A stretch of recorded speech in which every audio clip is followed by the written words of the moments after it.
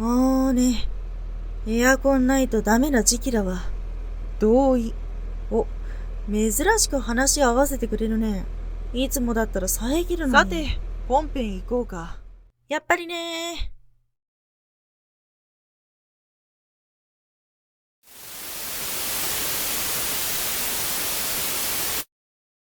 機械って喋ると思う？